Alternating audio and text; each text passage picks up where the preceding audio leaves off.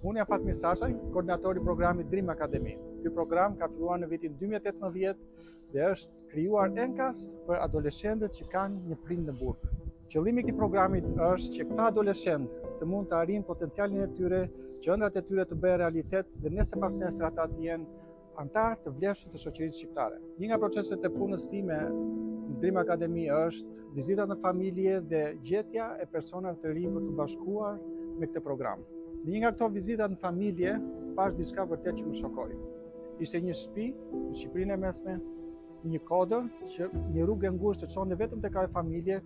Kjo shtëpi ishte e veçuar nga fshati, por sa u futa në bojën e asaj shtëpie, shikoj dy vajza që në një ditë të bukur dhjetori, me diell, por ftohtë shumë, ato po studionin jashtë. Kurioz për këtë gjë, e pyes se i them, "Pse po studioni këtu?"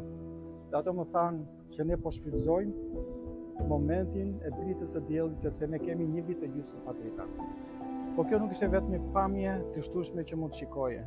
Sa hyje në shtëpi, ti mund të dalloje vërtet kushtet e mirueshme që ata jetonin. Kur po i shpjegoja mamas për programin Dream Academy, po shikoja në sytë e saj që më shumë ishte e interesuar tek strehimi, tek ushqimi dhe te siguria e fëmijëve, dhe as i shkonte në mendje për të patur një vajzë në universitet.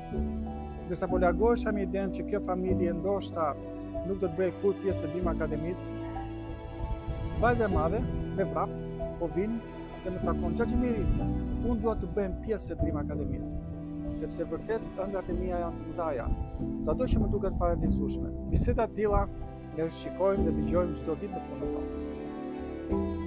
Dëshira jonë është që ne të ndihmojmë çdo fëmijë. Po le ta nisim me disa hapa të vogla.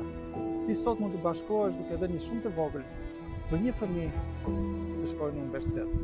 Prandaj unë ftoj të gjithë juve të bashkohet fushatës në çon një udhë.